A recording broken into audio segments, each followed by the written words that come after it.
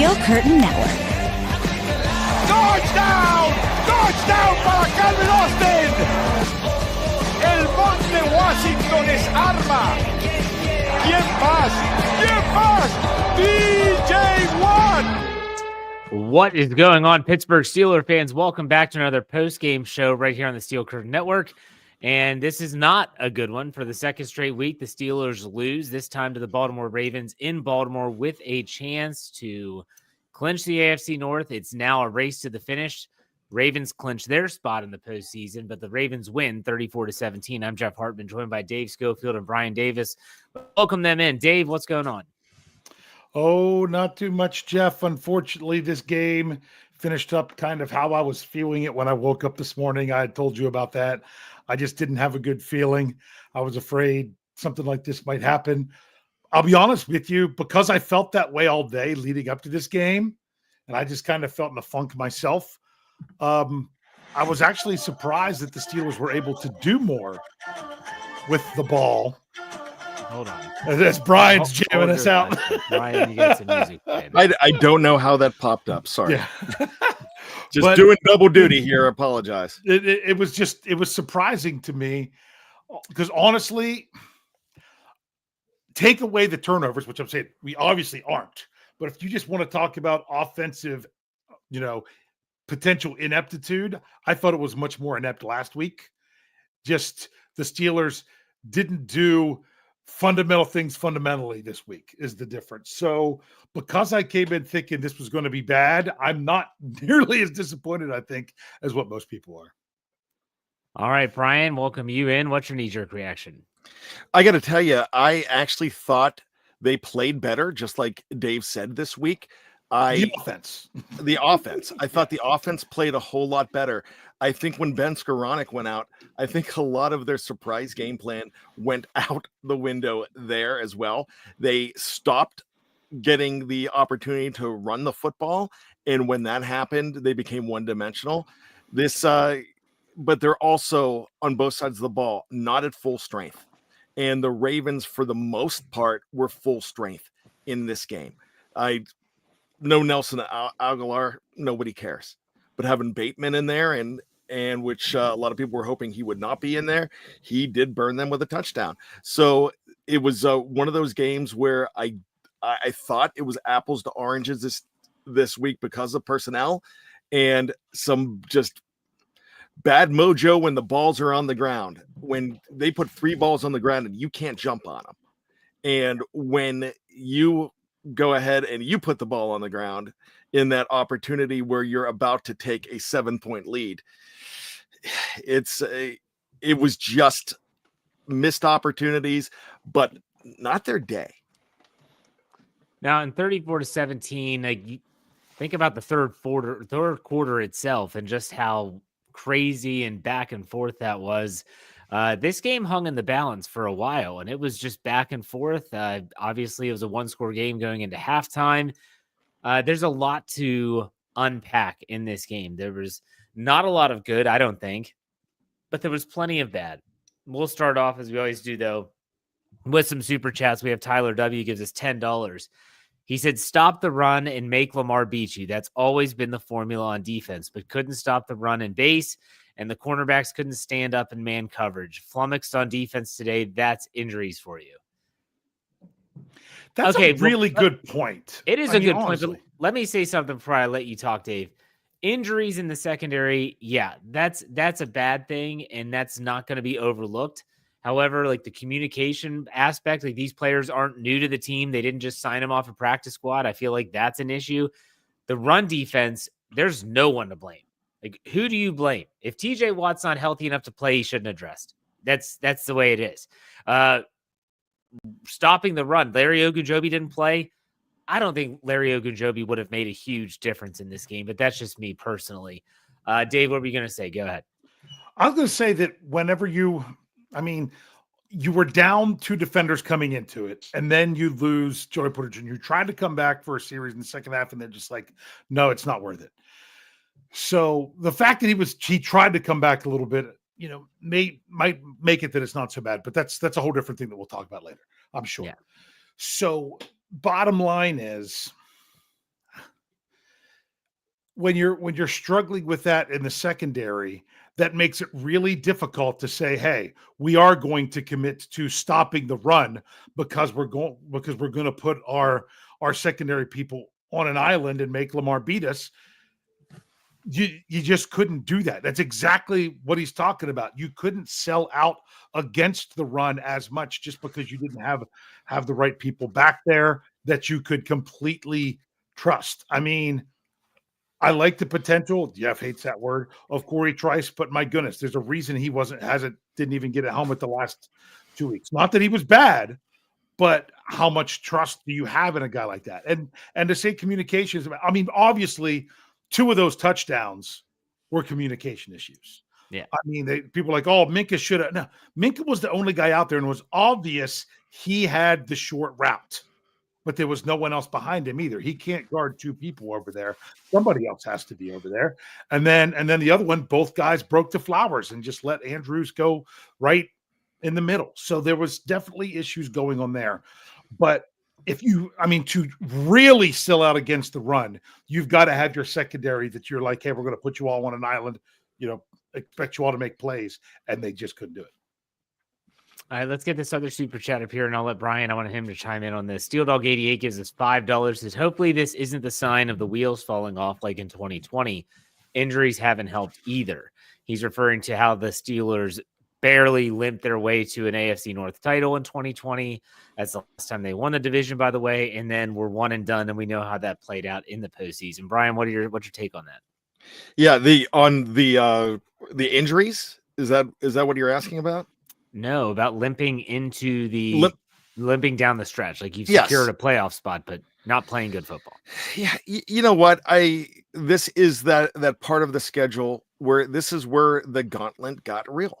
You thought you were escaping the gauntlet. It got real against Philadelphia. It looked like they went to the lab to try to change a few things. And obviously they did, but they have a chance to turn around with 2 more games left.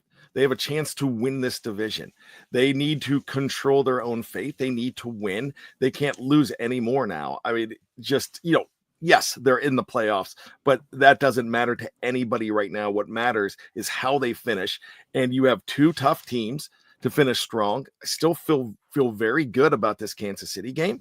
And they very well could limp in, but you got to think that in 4 days, they might be seeing some of these guys back because you saw some of them in practice on the, whether on the sidelines, they're moving around, they're doing some stuff. Tom Brady, I don't know if he's Nostradamus. I don't know what he thinks, but he said, hey, they're getting George Pickens back for Wednesday. Is that something that he knows and nobody else doesn't, or is he just assuming? I don't know, but you would think George Pickens would be back for Wednesday on Christmas Day. And, they have a chance to turn it around. Teams lose 2 in a row to tough teams and still go far in the playoffs. So, this is also coupled with injuries. Now, every team has injuries, but the Philadelphia Eagles last week were fairly healthy. The Baltimore Ravens were fairly healthy. They were pretty good. Their injury reports were fairly clean. So with the Steelers, they weren't. When you have 4 starters out to start the game, and then you lose another starter in Joey Porter Jr.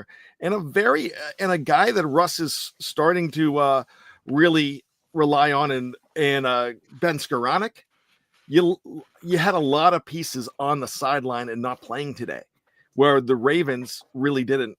They had Nelson Aguilar gone. That's it. So let's talk about the injury situation. Mike Tomlin, after in his press conference after the game, it was interesting. I went back and even checked this. Bert Lawton, the director of PR for the Steelers, when Joey Porter Jr. left the game, he labeled it as a calf injury. Like I went back and double checked, and then he tried to come back, and he wasn't able to. Mike Tomlin called it a knee injury after the game. So I don't know if there was something lost in translation. We'll see. He said he's going to speak to the media tomorrow, Sunday, in which case he'll have a little bit more details for us. Then Ben Skoranek with a hip. He left the game. He also tried to come back and was unable to stay in the game. But I think that it's a good point, as we'll get a couple super chats up here, and then it's a good point to dive into the numbers. And we start off with the quarterback always. Kyle Smith, he gives us $5. Says the loss is 100% on Wilson, the worst player on the field. 2 brain dead turnovers and a horribly late 4th down throw to Austin. Austin was running free. And then he also adds another $2. He says, unfortunately, an inevitable one and done incoming. That has been a very common narrative amongst the fan base after these last 2 losses. But let's talk about Russell Wilson. Russell Wilson, his stat line was 22 of 33 at 217 yards, a 6.6 yard average, 2 touchdowns, 1 interception, was sacked 3 times for a 92.6 rating. And he did have a ridiculously costly fumble. And we all know the play. I don't need to lay it out there. If you missed the game, just find the article on SteelCurtainNetwork.com and you'll see it. That was a backbreaker for me. But Dave, what did you think of Russ this evening? The responses to that, complete knee-jerk overreaction. Did he have a very good game when it came to turnovers? No, he did not. Was the offense more effective than it was a week ago? Absolutely it was. But then you have those turnovers. You can't take them away. But I mean, my goodness, the Steelers have 2 more games to guarantee they're going one and done. That's just a huge overreaction of people being overly emotional after the game, just like last week. There's only 4 days till the next game, because you're going to have to calm down really fast to get ready for the next one. Now, it wasn't good, and those turnovers were killer. They really were. They really were. But it's not – people are acting like it's the worst quarterback performance that they have ever seen from a Steelers player because of this today. Just stop, breathe in, take in a little bit of reality. It's not like it was all awful on every play. There was some nice plays, nice chunk plays by this offense. They just didn't have things go their way. Awful interception, absolutely. Should Wilson have slid sooner? Yeah. But if he fights through and actually gets that touchdown, think about how tough we're talking about him being too. So it's very results driven. Not good in that regard, but not nearly as bad as what people are making out to be at this moment. All right, Brian, not nearly as bad as what the defense was. Brian, what's your take on Russell Wilson? How is that a brain dead fumble? How was that a brain dead turnover? Yeah. I mean, he got walloped. He got cracked. I think he got launched. So, I mean, yeah, sure. That's something that you can go ahead and look at as inexcusable. You have to hold on to the ball. I get it. But when you get cracked like that, you have the potential to lose the football. And that's exactly what happened. I'm not excusing the pick six. I thought it was a bad ball. He would love to have that back. It was terrible. So I'll say yes to that, but not to. I mean, we want to go after everybody right now. And if that's what you want to do, don't watch the next 2 weeks.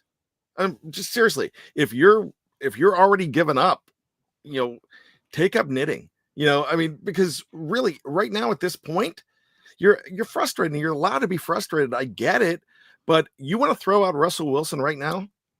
You're insane. They played a defense that over the last 4 weeks is probably up there with Philadelphia after bringing Dean Pease back. This is not the same defense you played back in week 8, 9, whatever week that was. But I've got to say, they were in this game in the third quarter. They had opportunities. When Minka picked off that ball, that they had an opportunity. So, I mean, you could be angry all you want, and you can, but if you really love this team, you're going to be watching next week and you're going to forget about it when they turn around, if and when they turn around and beat Kansas City. So hopefully it's a Merry Christmas for you all. But right now, this is going to stink. I get it. But, this is a situation. I mean, I got on the live chat, I got excuses when I was talking about the injuries. My gosh, they've got a lot of injuries and the Ravens didn't. Plus, you're facing back-to-back weeks 2 of the greatest running backs in the league. My gosh, Henry finally beat him. Lamar finally beat him clean. Because Lamar's one win was not clean back in 2019. So I mean, there you go. I mean, I understand the frustration, but hold up. There's 2 weeks left in the season. Don't quit now. If you quit now, you're going to miss out on some good stuff. I mean, I don't see it. I mean, their fans are obviously frustrated. I'm really frustrated. We're all really frustrated. I don't see anyone waving the white flag. I mean, Dave, I understand your point with where they were saying how they won and done. People are still going to watch. Here's my thing about Russell Wilson. Did he have a decent game at moments? Yeah, he made some really good throws. When you think about the throw to Calvin Austin down the sideline too, it was a fantastic catch, by the way, by Calvin Austin to get his feet in. Yeah. Some really good rhythm throws. The first down to Ben Skoranek, they seem to like that play. But I've also believed, and this goes way back in the Ben Roethlisberger era, that not all turnovers are created equal. If that deep ball on 4th down is intercepted by Kyle Hamilton at the 2-yard line, 3-yard line, it's like a punt. Who the hell cares? The pick that would have been a bad play for them. Exactly. Yeah, that's what knocked it down. It's a 4th down. But still, like, okay, but if that would have occurred, it's not a big deal. That pick 6 was awful. It was a back-breaking play, and nothing was worse to me. And I know that, yes, he took a hit. He's got to see that and just say, I'm going to live to play another down. I'm going to slide, or I'm going to dive. You know, we saw Justin Fields do this at times, dive forward. I just felt like with a veteran presence of Russell Wilson, to see the defender coming and bearing down on him, put 2 hands on the football, dive for the goal line, slide, do anything that's going to protect the football, because the one thing you can't do there is to turn it over. And what we've seen, a common trend, and this is not all Russell Wilson, mind you, but we'll just talk about in the games that he started, they have had absolutely back-breaking turnovers at some of the most inopportune times, whether it's the Marlon Humphrey. Wow, he got him twice now that I think about it. Marlon Humphrey interception at Acrisure Stadium. You talk about the Cordero Patterson fumble against Cleveland. Now, granted, they still won the game, but that was a really bad turnover. Najee's fumble against Philadelphia last week. I could keep going. The pick 6 against Cincinnati in the first quarter. These things, I don't trust the Steelers if they can't eliminate these type of turnovers in games, because they've clearly shown that they struggle to overcome them. They are great at taking the ball away. They missed a lot of opportunities in this game, but I don't know if this defense, if they don't get the takeaways, is good enough to overcome turnovers on the offensive side of the ball. That is a fine line to walk, but Russell Wilson's got to be the one to embrace it and say, we can't turn it over. We just can't do it. And maybe that's harsh, but maybe my expectations for a veteran like Russell Wilson is to play cleaner brand of football. Can I say one more thing about that? Sure. About the fumble. To me, I'm more worried about the decision not to slide there, not as much about the fumble, which obviously royally sucked. Was Justin Fields out for the game?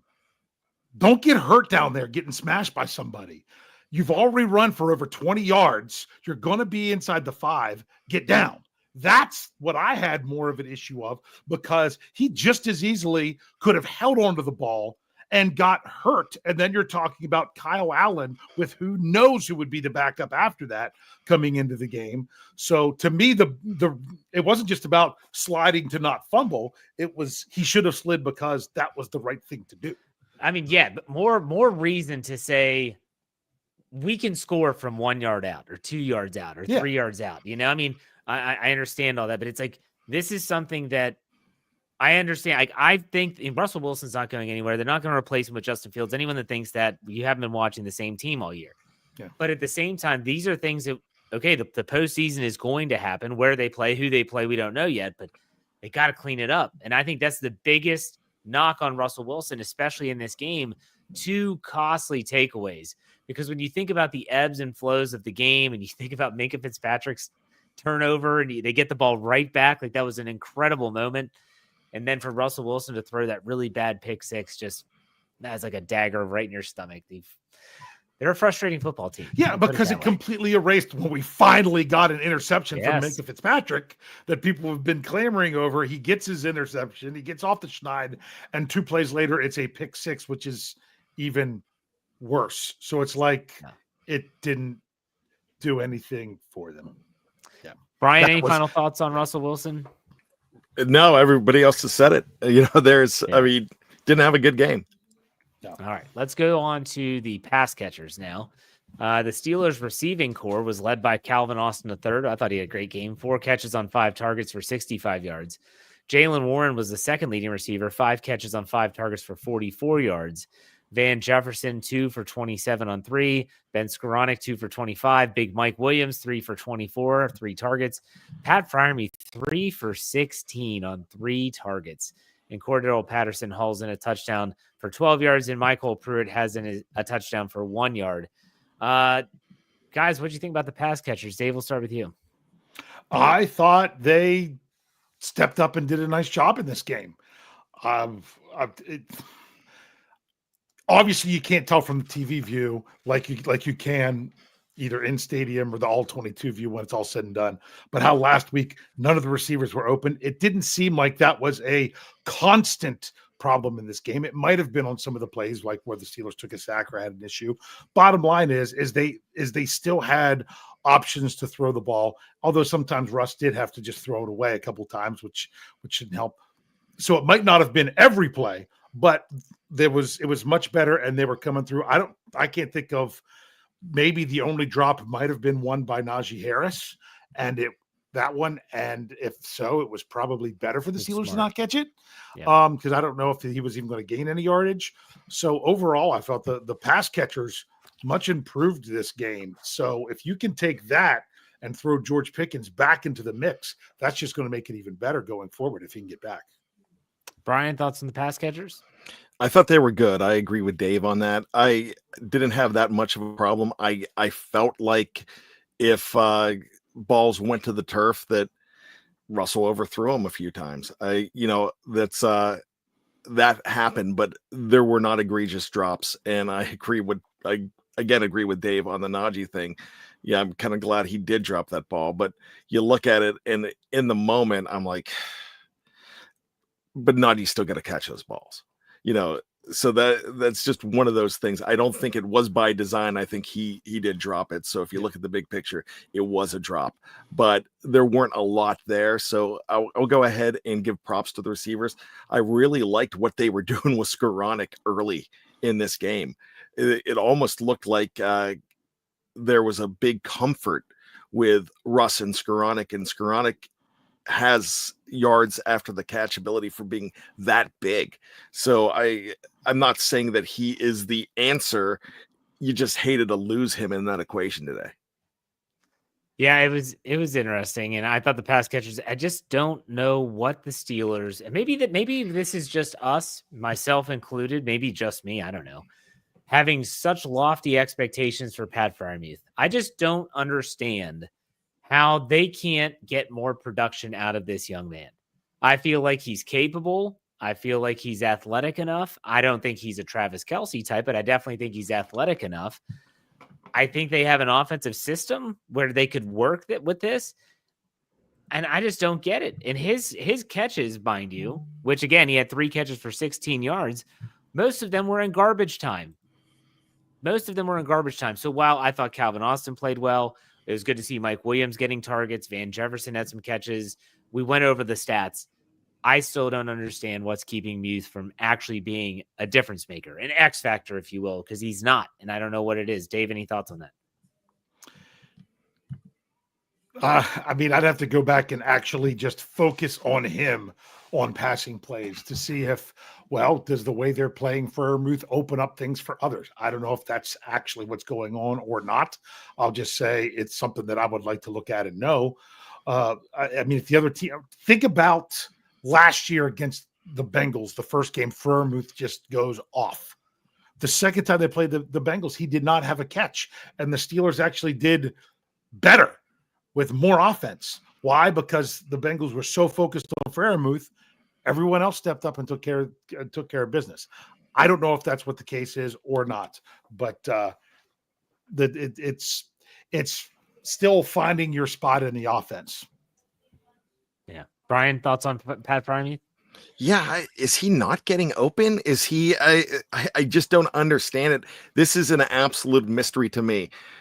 Every week we're like, they've got to find him. They've got to open up that outlet to go ahead and make the receivers more potent on the outside. You know, they've had some potency with Calvin Austin III in this game, which I each week I fall in love with this guy even more as a receiver. I just think he's he's a great player. Is he going to be Antonio Brown? No, but he's valuable to this team. But I just don't know what's going on with Muth. Yeah. All right, let's talk about the running game. The Steelers actually rushed for 117 yards on this stout Baltimore run defense. Jaylen Warren leads the way, 12 carries, 48 yards, and he had a 4.0 average. Najee Harris, 9 for 42 with a 4.7 yard average. Russell Wilson, 3 carries for 27 yards and a 9.0 average. Tallied up, like I said, 24 carries, 117 yards, 4.9 yard average. Guys, what do you think about the run game? Dave, we'll start with you. I mean, honestly, they were effective yardage-wise when you look at it, averaging 4.9 a carry. I mean, you even say, oh, well, a lot of that, was Russ and his big run. But even, like I said, Jaylen Warren was the leading rusher, and he averaged 4 yards a carry. And Najee Harris had even a bigger average. So it's not – they had a really good mix of run and pass. But then the game got away from them. We can talk about both turnovers were at points where the game started to get away from. I mean, they had a chance to get right back in it before the pick six. And then it was just, my goodness, anything you're doing their run is almost just kind of garbage. I like that their run was the most effective when it wasn't obvious they were going to run the football. Yeah, fair enough. All right, Brian, what's your take on the run game? I thought it was good, but I didn't like it on first down. I thought on first down, they were not getting penetration and they were putting themselves in second and long, which turns into third and long or third and medium. It just, I know the stats look pretty good there. And I thought Najee was running really hard in this game. I thought Warren, we got the pinball wizard back. It was great to see that, but I just don't think, I agree that it got away from him, but I just don't think it was effective enough early in drives. Yeah, I mean, the running game, when you're down by multiple scores, it kind of evaporates and you can't really lean on it the way the Steelers want to. And so that's what happens down the stretch. Last question here before we leave the offense is the offensive line. And if you want to touch on play calling, go ahead. Dave, I'll let you go first. Sorry, I had to unmute myself since my dog decided that she was going to go crazy.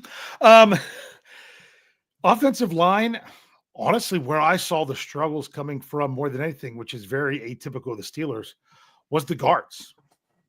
You're getting more from the guards. People are going to say, oh, Broderick Jones, he had that false start. Now, if you don't understand what was going on with that false start, Broderick Jones was resetting. He put his arm out to show that he was resetting, which you're allowed to do. The problem was he was resetting as the ball was snapped. That's what made it a false start. So I don't know. I think when he was frustrated, he was saying, but I was reset, but the ball was snapped then. And that probably is more on him knowing when the snap's coming and he's resetting. But overall, I didn't, the tackle play didn't stand out as bad. Zach Frazier didn't stand out as bad, but there was times where I noticed that there was things that was getting missed by the guards. It'll be really interesting to see how they grade out and then how I look at it if I have time between now and the next game with everything so compressed to go back and look at it. But for the offensive line, I wouldn't say it was bad, but I wouldn't say it was great. I would say it was overall average with some doing better than others. Brian, what was your take on the offensive line and or the play calling, if you want to chime in on that too? If I talk about both, I could sum it up real quick. I just thought it was not good enough. If I go to, let me do the offensive line first. Right before that false start, Broderick Jones had that Olay moment where he did let a guy through, but that was the only time that I thought he had a rough moment in this game. The tackles, Dan Moore Jr., you didn't hear his name. I just thought it was just average and it wasn't good enough, but they did move the ball on the ground. I hated how much Russ didn't seem to have a lot of time. And Russ, look, not an excuse for Russ. He didn't have a great game, but Russ was running around a lot, and it didn't need to be. So I'd like to see them shore that up. When I look at the play calling, we talked about last week being one of Arthur Smith's rough games. This one seemed just really predictable this week too. It felt like the defense knew what was coming each and every time. I just don't think that there was anything that put the Ravens on their heels. So wasn't happy with the play calling either. I'm not happy whatsoever, but I still, it was better than last week. I see. I was going to say, I don't agree with that at all.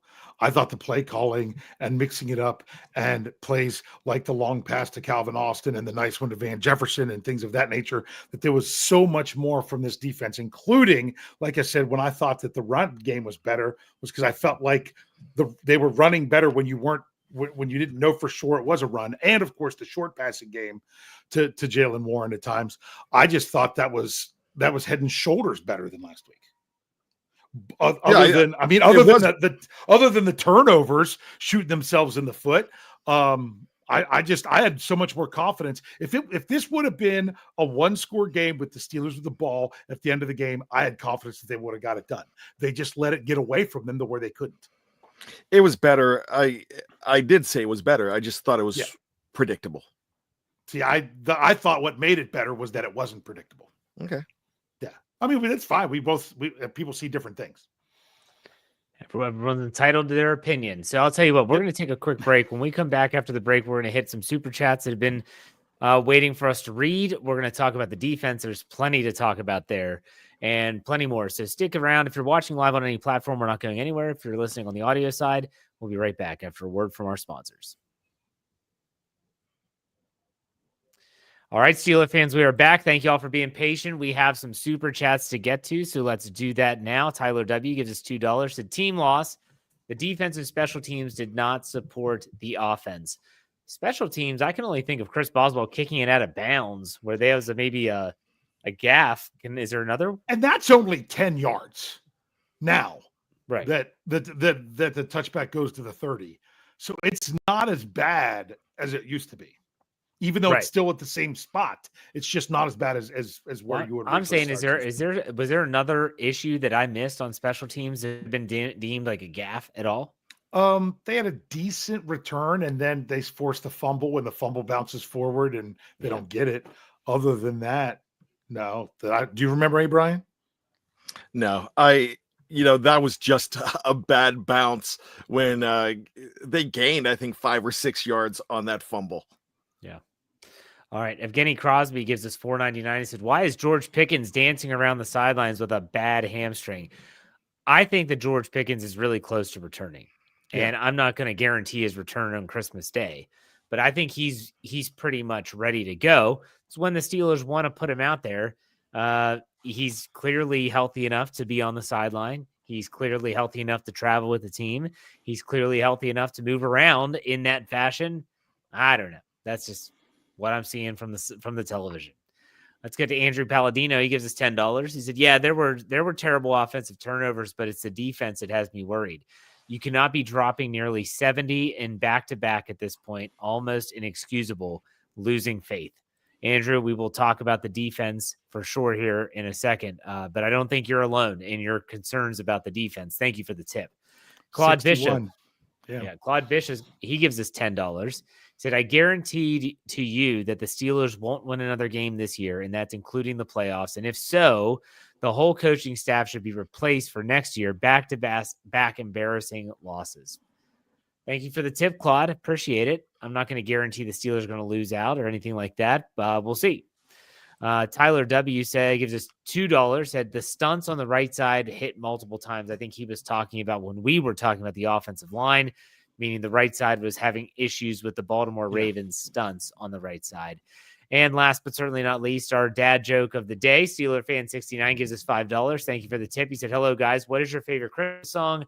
Mine is Beyonce singing All the Jingle Ladies, All the Jingle Ladies. She really slays it. Thank you for injecting some humor into a post-game show that might need it. We'll put it that way. All right, defensively, where should we begin? Let's start with the run defense. I think that's where you have to start because the Baltimore offense rushed for 220 yards in this game. Derrick Henry led the way, 24 carries, 162 yards, 6.8 yard average with a 44-yard long. Justice Hill has 30 yards on 2 carries and left the game with a nasty concussion. I'm pretty sure he was unconscious at one point on the sideline after the hit from DeMonte KZ. Lamar Jackson, 9 for 22. Zay Flowers had 1 for 3. Rasheen Ali, 1 for 2. And Mark Andrews even had a carry for 1. So it's really the Derrick Henry show here.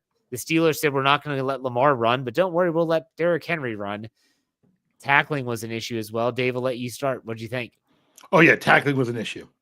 And that's the thing. When transitioning from offense to defense, with offense, I saw some trends or some things that you saw last week that you didn't want to see it be a trend this week happen. The difference between last week was it was the bad turnovers this week is what killed everything. But there was other things that didn't make you think of trends. The bad tackling on defense, too, was a trend. It was not good. I thought that would have been a quote unquote point of emphasis, although you can't practice it at practice, especially on a short week. But this late in the season, you just aren't hitting. You don't do it. You're not allowed to. The CBA keeps those kind of things from happening. So you can emphasize it in meetings, but you can't really practice it. I thought that's one thing that the Steelers wouldn't do was be bad tacklers, and it happened again. So the bad tackling was definitely an issue there. And I think we already mentioned it before. I felt that the Steelers, what do you guys think of them starting with 3 inside linebackers? I thought that was Mark really Robinson got a lot of snaps. I thought that was creative. I kind of liked what they were doing. But when Joey Porter Jr. went out, I think they had to scrap it because they needed Joey Porter Jr. to be that guy on an island, and they couldn't afford to do that. They needed more help in the secondary, which unfortunately meant that they got run all over. Derrick Henry had never had more than 75 yards rushing against the Steelers, and he more than doubled that in this game. Well, I think, Dave, too, it wasn't just Joey Porter. It was the fact that they were starting to target tight ends, and so they had to replace Robinson with Peyton Wilson, who's more athletic. Yeah. And so he could cover some of those because they were throwing out of those sets as well. And so it's really important. But it was interesting take. I'm glad you brought that up. Brian, what was your take on the run defense?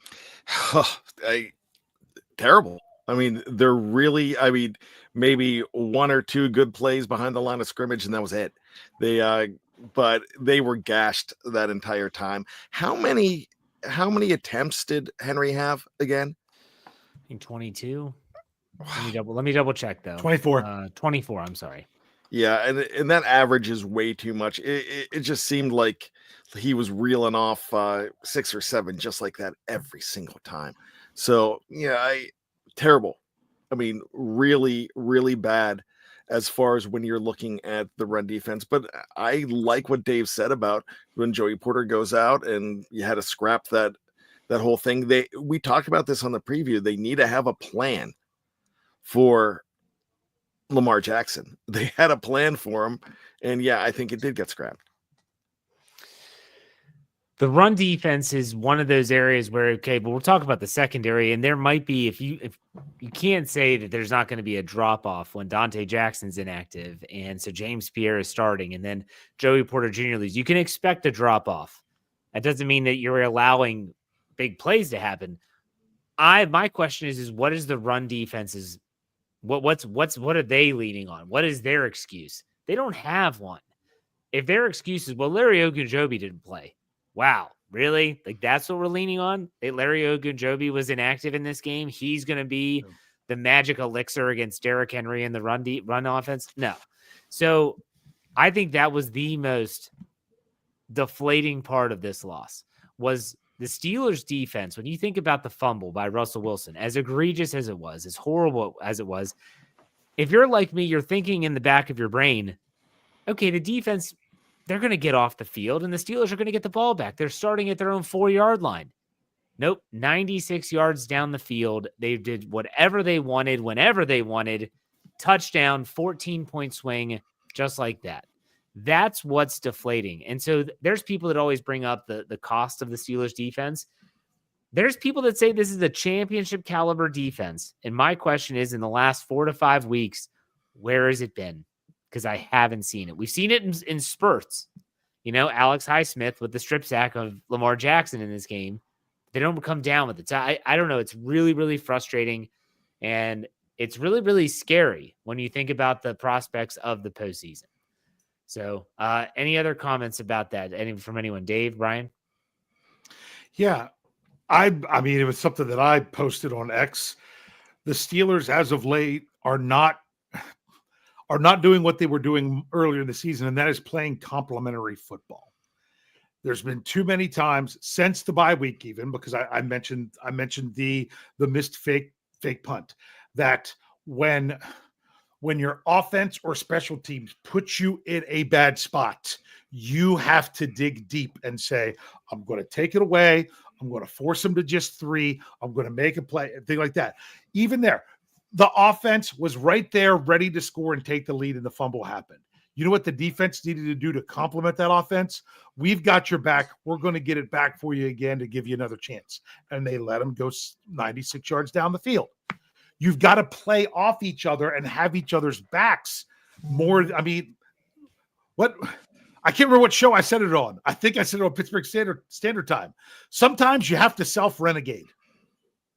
You've got to fire that up that in that moment yourself as a defense and say, hey, this is where we show what we're made of. We've got to have their back.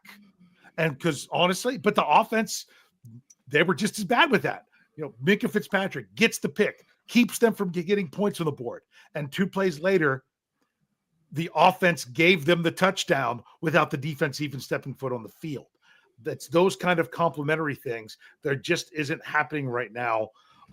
But then again, they're playing some of the best teams in the NFL, which is very telling.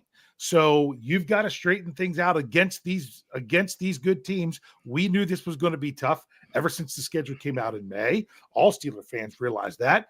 Now you just got to see if you can continue to bounce for it, because I mean you've lost by double digits in back-to-back weeks. All right, let's talk about the secondary a little bit, and let's talk about the pass defense. Lamar Jackson's stat line as a thrower. He is 50 of 23 for 207 yards, a 9-yard average, 3 touchdowns, and did have that interception, was only sacked once. We'll talk about the pass rush here in a second. His quarterback rating was 115.4. So let's look at the receiving for the Ravens. Zay Flowers, 5 catches on 8 targets for 100 yards even. Mark Andrews, 4 catches on 6 targets. I'm sorry. He did score a touchdown, 37 yards. Isaiah Likely, 3 catches, 3 targets, 29 yards, 1 touchdown. Derrick Henry, 2 catches for 27 yards on 2 targets. And Rashad Bateman also had a touchdown, his lone catch of 14 yards. He was targeted 3 times. So, man, Derrick Henry, he was really close to having over 200 yards of total all-purpose yards. And he was very, very close. But still, Zay Flowers, 100 yards receiving in this game. What did you think about the secondary, injuries included, Dave? Well, almost half of it, 49 of it was on one play. Yeah. And that was a huge play because that was, once again, it was a 2-score game. It was going to be a huge task for the Steelers to do anything from that. But the Steelers had 3rd and 5. It's not like it was a 3rd and very short. It's right on the cusp of where you want a team to be. With that, I mean, 3rd and 7, what I would consider to be 3rd and long, 3rd and 7 or more. But 3rd and 5 is still in that range where they're probably not going to run it.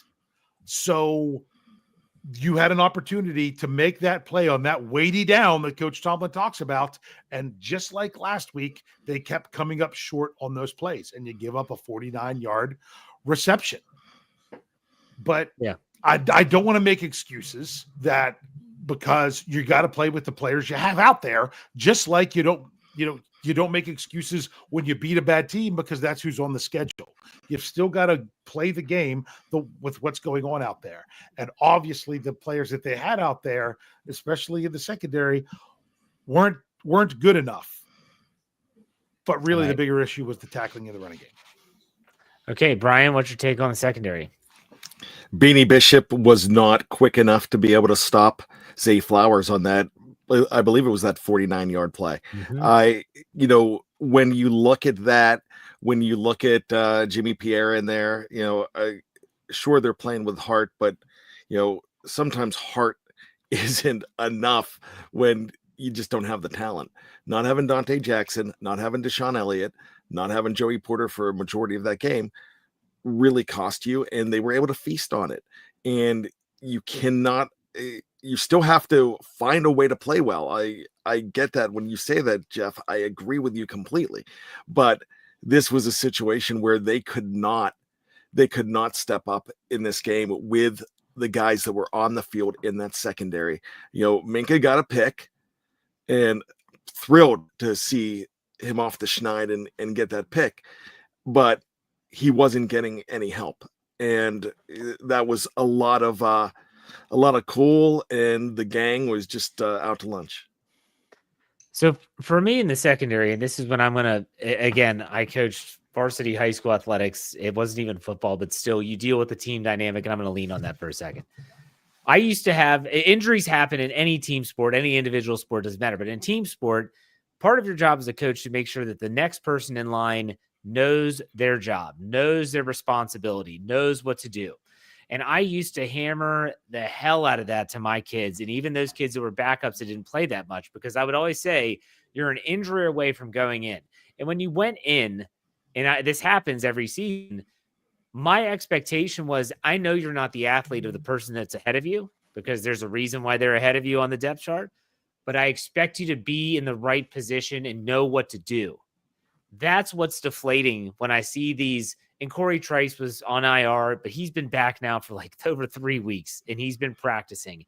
And you talk about James Pierre, and he's been okay. And I mean, there's Cam Sutton's out there sometimes, and they're motioning all around, and you haven't had Deshaun Elliott in 2 weeks. I get that. But my thing is, like, how do you just, if Corey Trice isn't physically capable of keeping up with Zay Flowers, like Beanie Bishop, great example. Brian, you brought it up. Beanie Bishop's not the athlete of Zay Flowers. There's a reason why he was undrafted out of West Virginia, and Zay Flowers was a top draft pick out of Boston College, I think. So it's one of those situations where I'm like, it frustrates me to no end that here we are in week 16, and it seems like they're having mental mistakes on the football field. I just can't excuse that. Physical, I don't expect Corey Trice to be Joey Porter Jr. I don't expect Beanie Bishop to be the next coming of a young Mike Hilton when he was dynamic in Pittsburgh. I don't expect that. I expect them to be in the right position, though. And that's what it's very, very frustrating for me to see that. And it just seems to be an ongoing trend with the Steelers. But Jeff, to me, it's like you say that from your coaching, and yes, I even coach football, but I was also a slow pitch softball umpire. Okay. And looking at it this way, if you're going to make bad judgment calls, but don't be wrong because you don't know the rules. Yes. That's the same kind of thing here. You might not physically be able to make the right play, but if you're not in the right place you're supposed to be because of a mental lapse, that's inexcusable. Right. I just felt like a lot of the issues out there in this game were mental lapses, to use your words. And that's what's really, really frustrating.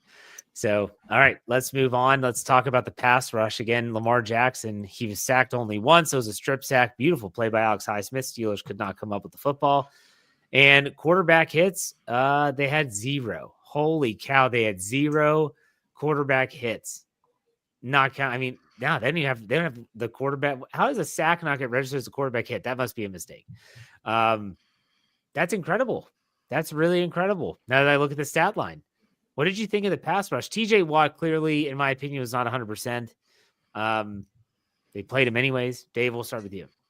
Yeah, I mean, I can see the pros and cons of stuff with TJ Watt, because you have him out there, as I've said over and over again, he's a game plan changer. You have to account for him with everything.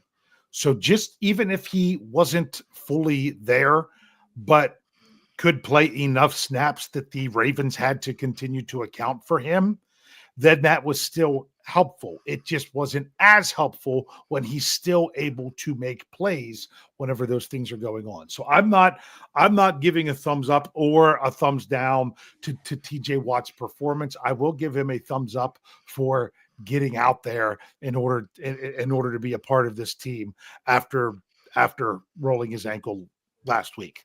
So I'll say that much about that. As for the pass rush, I mean, my goodness, it's the pass. You know what can neutralize a good pass rush? Good running game. A good running game. And that's to me, that's what I felt happened in this game. It's not that the pass rush was bad. I just feel it got neutralized by Derrick Henry and his ability to run. All right, fair. Brian, thoughts on the pass rush? The whole defense was terrible today. Pass rush, when you don't even get a quarterback hit, and I know there's the strip sack, so that will probably register as one. And I really thought Highsmith was coming hard early, but it wasn't effective. Maybe it was neutralized. Maybe that was a plan to not maybe that was by design, but you still have to get in there. You still have to have some kind of presence. When I say by design, are they trying not to let a play break down and Lamar Jackson take off and kill you? Because he didn't take off and kill you. He let everybody else kill you. So, I mean, you're doomed either way. That sword is double-edged. Yeah. You guys said it well. You said it well. So let's finish this up, though. Let's talk about just overall coaching. What did you think about coaching? This could be offensive coordinator, defensive coordinator, head coach preparation. Dave, what was your take? Well, it's crazy because I'm not willing to say that the coaching was great. I'm not willing to say that the coaching was good. I don't even know that I'm saying that the coaching was average. But I will say I feel that the coaching was better than last week.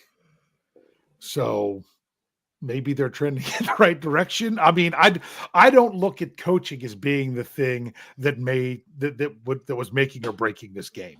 It was the costly turnovers, the ball's not bouncing your way when you did manage to get it on the ground for Baltimore, and your inability to tackle and stop the run. I don't think that was on the coaching. So that's why I'm not saying that the coaching overcame those things and was great, but I think the biggest problems in the game were not things that were going to be fixed by coaching. Brian, what's your take? I hate a low percentage play on 4th and 6 when you're going deep, when you just need to go across the middle and you have the guys that can do it. He was open if he got on the ball, honestly. Yeah, but no, I completely agree that I would much rather see a 15-yard pass rather than a 45-yard pass. Yeah, I just don't love it. It wasn't great. It wasn't good. It just wasn't there today. Yeah, that's a good way of putting it. It just wasn't there. And seriously, the Steelers that have their fan base in a tizzy and they're wondering what's going to happen next. Well, what's going to happen next is you don't have much time to sit around and lick your wounds, so to speak. That Mike Tomlin's going to speak tomorrow, Sunday, and they're going to play a game on Wednesday. But before we do that, let's do some final thoughts here. Dave, I'll let you go first. All right, final thoughts. You know where the Steelers are right now? Right where I expected them to be. I have here our schedule release predictions that we do that night after the NFL releases the schedule. So far, the only thing that I've had swapped was I had the Steelers beating Dallas but losing to the Raiders, and those two things swapped. Everything else has been exactly what I expected it to be. And I know you guys are like, oh, wow, this, because I had the Steelers actually having a 3-game losing streak there on Christmas Day. I actually feel a bit better about that right now. If the Steelers can get back any of those guys that didn't play today, I don't know if they will, but we'll see. See how Joey Porter is on a short week and everything. But I do like the fact that the Steelers are at home on such a short week. So we'll have to see how that goes. I don't have high expectations, but at the same time, I could see them getting really fired up to be at home on Christmas. But right now, it's not like they've fallen off from what I expected at all. So the big thing is where do they go from here? You can't go back and not suck against the Eagles. You can't go back and not turn the ball over and tackle well against the Ravens. It's behind you. All you can do is not allow those things to pull you down for another game in a row. Can you rise up on the holiday in front of your home crowd and get the job done against a team that outside of Buffalo, no one's been able to do that against? It will be a very interesting test. They still, and if the Steelers win that game in 4 days, what kind of difference are we going to have here with in opinions with everything? But it's a big task that they have ahead of them. And what do you know? The Steelers lost games that they were big time underdogs against the last 2 weeks. Yeah, it sucks. But you know what? You just got to come out and learn from it and do better. And I'm sorry if I'm being a little bit optimistic now, but I was really pessimistic going into the game, so I wasn't really shocked by it.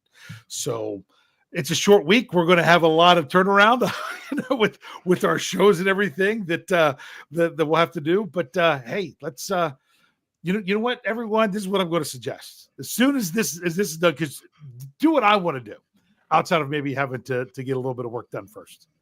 Okay, go turn on a Christmas movie, spend some time with your family or something like that, and get ready for the holidays here. And just say, all right, let's turn it off and come back and see if you can regroup and shock the league by taking care of business at home against the Chiefs.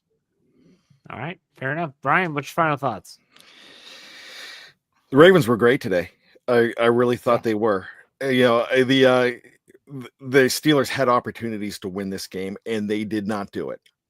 I want to address something that I said earlier on the show, and I back it up. And I'm taking some criticism in the live chat, and I have no problem with that. I never said that you're not allowed to be critical. You can be critical of this team, and I have no problem with that. I'm telling you not to give up. Why are you giving up on this team? I have one fella here that's saying, hey, they're going to be 10-7. If that's what you think, don't watch. Seriously, don't. Yeah, if you've already made the call, you're right, Brian. Yeah, if you're making the call and you're going to be disappointed, don't. I live my life positively.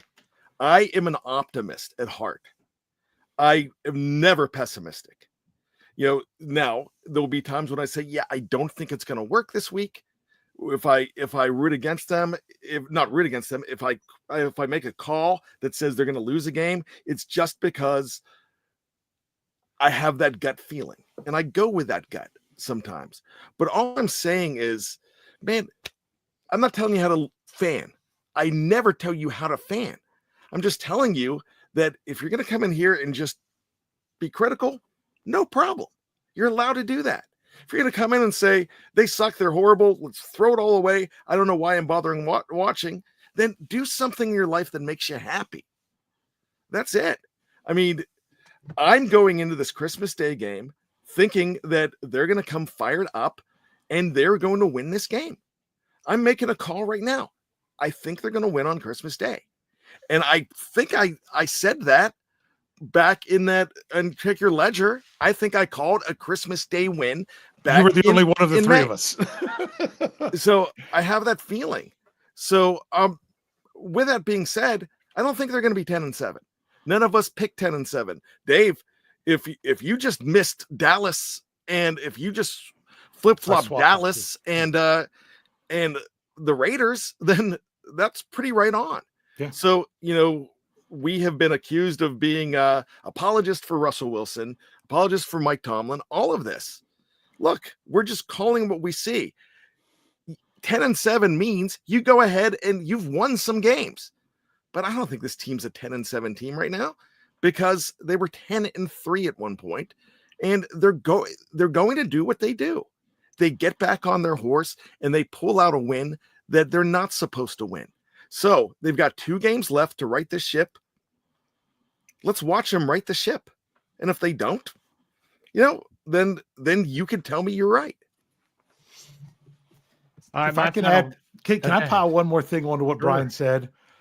You might be saying this. I mean, some of the people were here, but remember, there was a lot of people that said, It doesn't matter what they do in the regular season. They could go 17-0. It only matters what they do in the playoffs. So I think a lot of those people still aren't even here to hear it yet because we said, you know what, then just wait around to the playoffs and don't watch the regular season. So, yeah. My final thoughts are simple. For me, it's this next game is a short week. It's going to be difficult. Every time you have to plan a short week is difficult, even if it's just one day, like when you have to play on a Saturday. But I think this is going to be really telling to the fan base. I think the fan base they just want to see a sign of, give me a sign of life. Like, where's the signs of life? Because right now this team looks like they're dead, and they look like they're dead in the water because you played two teams that are viable contenders in this league. And let's just say it didn't look good. And so I think for this upcoming game on Wednesday, the Steelers have to show the fans something. They don't owe us anything, but from fans' perspective, you have to give us something. Like, show us you have a pulse. Show us there's something that we can cling to as a fan base and say, okay, maybe they do have something. But if you go out and you look like garbage on Christmas Day, that's 3 games in a row. And then you're going to host the Bengals in a Week 18 game, and it's going to be awful. I'm just saying what's going to happen if that happens. They can change that narrative. They can change that thought process by going out against the Chiefs, winning that game, or at least putting up one hell of a performance that makes fans think, you know what? They did go toe-to-toe with the Super Bowl champs. Let's see what they can do in the postseason. We will see. I don't know. What's up? Why is Kenneth Scott's comment there? Oh, I have no idea. Sorry, I was trying to ban Kenneth Scott. Oh, geez, man. He's a Ravens fan, and he's being a wang. Well, that's a coach. All right. So that does it. Steelers lose 34-17. It's going to be a crazy schedule. Let me run it down quickly for you. Mike Tomlin press conference tomorrow, Sunday. We'll have a press conference recap for you on the audio side. You'll have a special winners and losers from me. That's going to be Sunday morning. Then you're going to have a regular Monday Let's Ride. You're going to have Here We Go Steelers show. Yes, Brian? Yeah.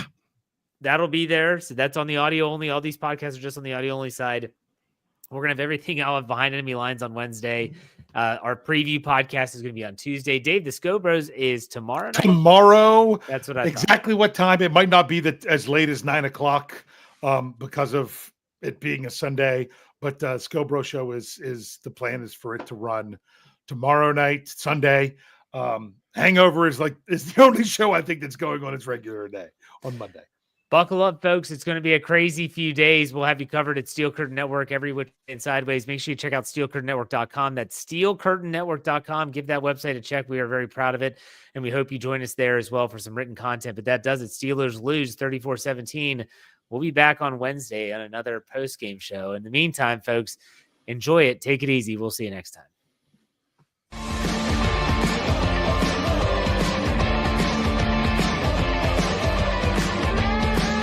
Steel Curtain Network. Get it. Everybody else gets a little tight.